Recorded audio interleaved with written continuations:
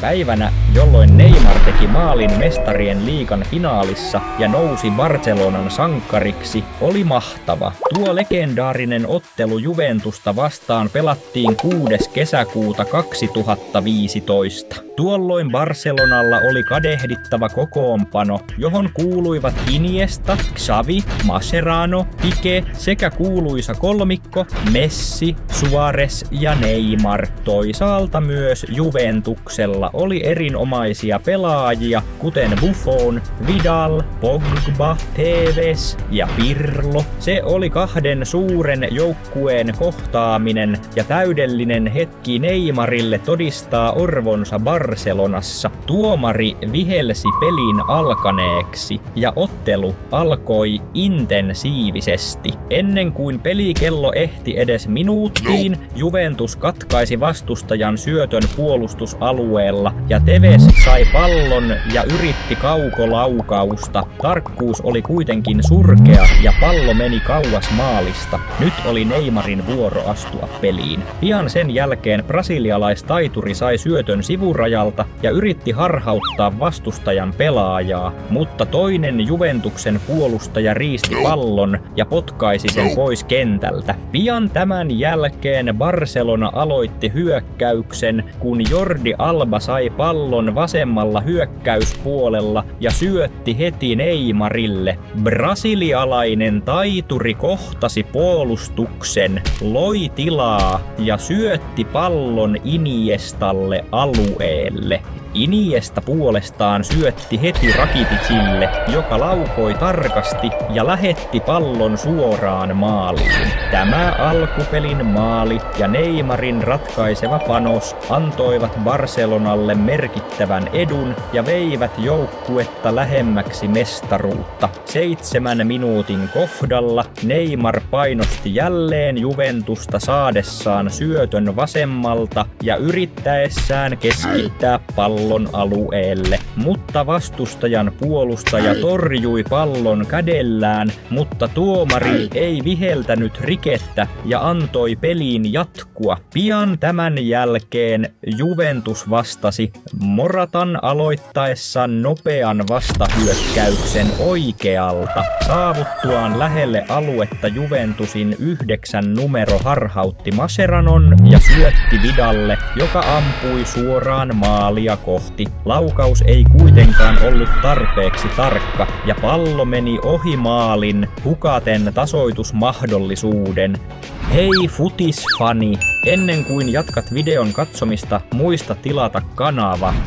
Nyt oli Neymarin vuoro palata näyttämölle. Pian sen jälkeen Barcelona hyökkäsi jälleen, kun Messi antoi syötön Neymarille hyökkäyksessä. Epäröimättä brasilialaistähti syöksyi alueelle, harhautti useita vastustajia ja laukoi kohti maalia. Pallo meni kuitenkin ohi aivan tolpan vierestä ja Barcelonan johto jäi niukasti kasvamatta 12 minuutin kohdalla. Neymar säikäytti jälleen Juventuksen puolustusta, kun Messi antoi kaukosyötön brasilialaiselle alueelle. Neymar ei kuitenkaan ehtinyt palloon ajoissa, ja se meni ulos takarajasta. Välittömästi sen jälkeen Barcelona painosti Juventuksen puolustusta aloittaen joukkuepelin, jossa Luis Suarez sai pallon oikealta ja syötti Daniel Alvesille alueelle. Epäröimättä Alves otti pallon ensimmäisellä kosketuksella ja laukoi kohti maalia. Juventuksen maalivahti Buffon kuitenkin teki upean torjunnan, estäen Barcelonaa kasvattamasta johtoaan pelissä. Pelikellon näyttäessä 19 minuuttia oli Juventuksen vuoro vastata, aloittaen vastahyökkäyksen Pogban saadessa pallon ja lähtiessä hyökkäykseen. Saapuessaan lähelle aluetta Pogba yritti syöttää keskelle Tevezille. Barcelonan puolustaja Mascherano kuitenkin kuitenkin onnistui katkaisemaan syötön ja ohjasi pallon pois kentältä. 20 minuutin kohdalla Daniel Alves loi merkittävän hetken harhauttamalla Vidalin kuljettamalla pallon tämän jalkojen välistä. Tämä harhautus ärsytti Juventuksen pelaajaa. 33 minuutin kohdalla Juventus toteutti harjoitellun kuviokuvion, jossa Morata syötti pallon Vidalille ja sai sen takaisin alueella laukoen kohti maalia. Valitettavasti laukaus ei ollut tarpeeksi tarkka ja pallo meni ohi maalin. Pian tämän jälkeen Juventus teki toisen yrityksen, kun Evra keskitti pallon alueelle. Barcelonan puolustaja kuitenkin katkaisi syötön, mutta menetti nopeasti pallon ja se päätyi Marquision jalkoihin. Epäröimättä hän laukoi ensimmäisellä kosketuksella, lähettäen voimakkaan laukauksen kohti maalia, joka viisti maalikehikkoa ja meni niukasti ohi. Nyt oli Neymarin vuoro palata peliin. 26 minuutin kohdalla brasilialainen tähti sai pallon vasemmalta ja yritti keskittää alueelle, mutta Juventuksen puolustaja katkaisi ja puski pallon pois. Onneksi pallo palasi Neymarille, joka uudessa yrityksessä päätti laukoa suoraan maalia kohti. Buffon oli kuitenkin valppaana ja teki tehokkaan torjunnan Juventukselle. Lähentyessä pelin 39 minuuttia Barcelona hyökkäsi jälleen Suárezin viedessä pallon vihollisalueelle ja laukoen maalia kohti. Valitettavasti tähtäys ei ollut kohdallaan ja pallo meni läheltä tolpan ohi ulos ylittäen takarajan. Välittömästi tämän jälkeen Barcelona otti pallon Juventuksen pelaajalta keskikentällä ja aloitti vastahyökkäyksen Neymarin yrittäessä syöttää Messille. Vastustajan puolustaja kuitenkin katkaisi syötön. Pallo päätyi Suárezille, joka laukoi kohti maalia, mutta Buffon valppaana teki tehokkaan torjunnan Juventukselle. 42 minuutin kohdalla Neymar katkaisi Juventuksen syötön vastustajan puolustusalueella. Välittömästi hän keskitti pallon Suárezille, joka oli alueella. Valitettavasti Uruguayn hyökkääjä ei onnistunut ohjaamaan palloa tehokkaasti päästään, menettäen näin hyvän maalintekomahdollisuuden. Pian tämän jälkeen Juventus vastasi, kun Vidal sai pallon hyökkäysalueella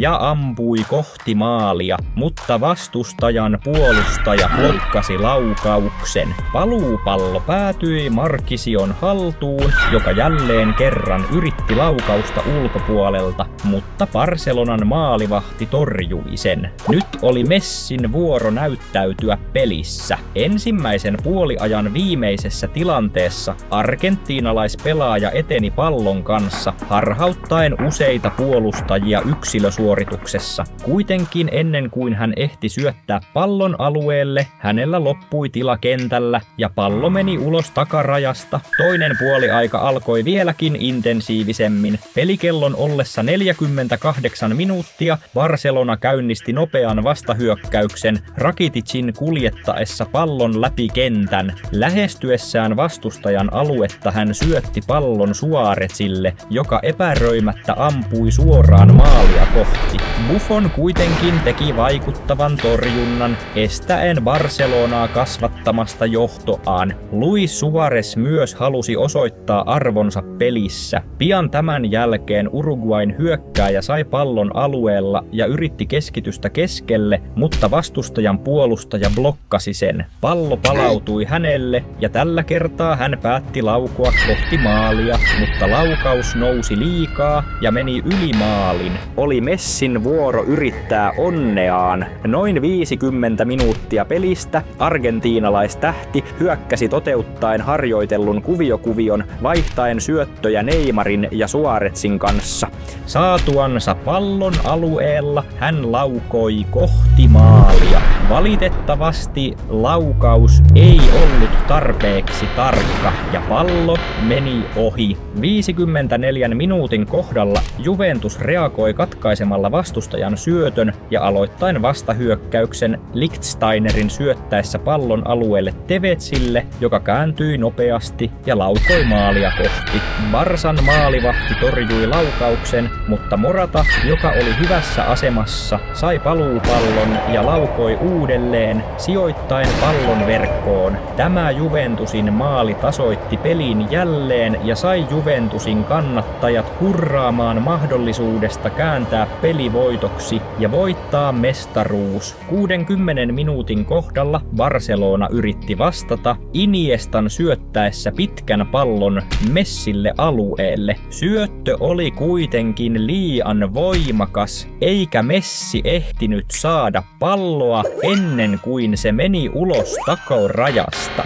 62 minuutin kohdalla Juventus oli lähellä lisätä johtoaan kehittämällä joukkuepelin. Tevez, joka ei ollut merkattuna keskellä, sai pallon ja ampui maalia kohti. Valitettavasti hänen laukauksensa oli liian voimakas ylittäen maalikehikon ja meni ulos takarajasta. Muutama minuutti myöhemmin Juventus lisäsi painetta jälleen, kun Evra johti hyökkäystä vasemmalta ja syötti pallon Pogballe keskelle. Pogba nopealla pyörähdysliikkeellä laukoi ulkopuolelta kohti maalia. Kuitenkin Barcelonan maalivahti teki hyvän torjunnan.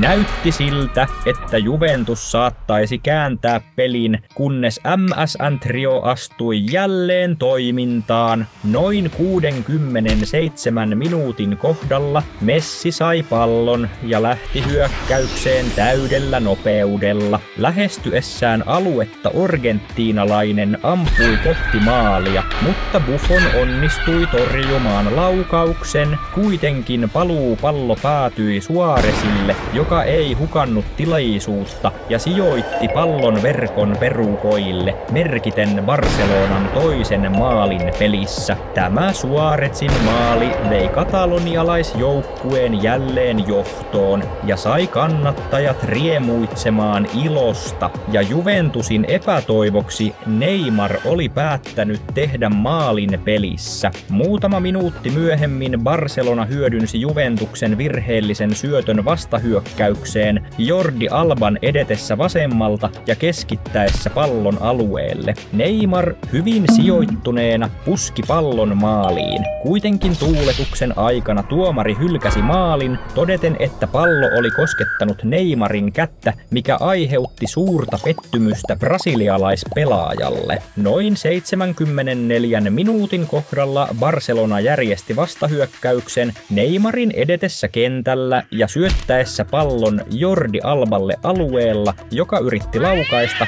mutta liukastui. Pallo pysyi Barcelonan hallussa ja Neymar sai sen uudelleen kaatuessaan rikkeen seurauksena lähellä aluetta. Vapaa potku vain 25 metriä maalista oli merkittävä uhka Juventukselle, erityisesti koska Messi, erikoistunut muuttamaan vapaapotkut maaleiksi, oli valmiina antamaan potkun. Messi laukoi voimakkaasti, mutta laittoi liikaa voimaa lähettäen pallon suoraan ulos kentältä. 78 minuutin kohdalla Juventus sai kulmapotkun, joka suoritettiin keskityksellä alueelle. Pogba strategisesti sijoittuneena voitti ilmataistelun ja puski pallon suurella voimalla kohti maalia. Kuitenkin tähtäys ei ollut ihanteellinen ja pallo meni yli maalikehikon poistuen kentältä. 81 minuutin kohdalla oli Barcelonan vuoro hyökätä Busquetsin lähettäessä keskityksen oikealta keskelle Rakiticille, joka kosketti palloa ensimmäisellä kerralla alueelle. Piqué hyvin sijoittuneena ampui kohti maalia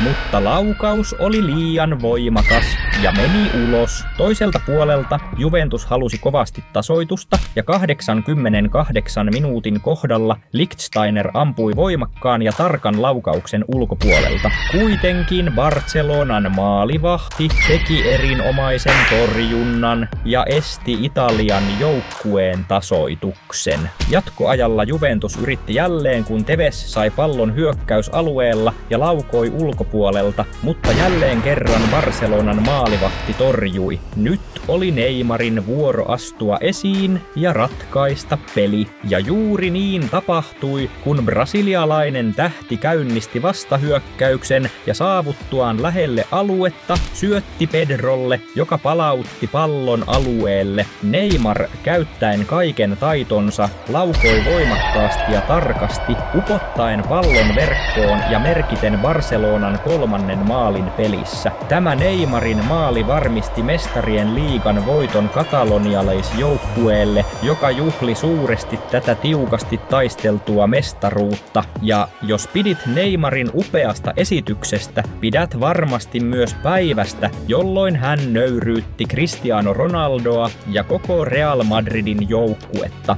Kiinnostuitko? Klikkaa sitten näytöllä olevaa videota ja katso tämä legendaarinen ottelu.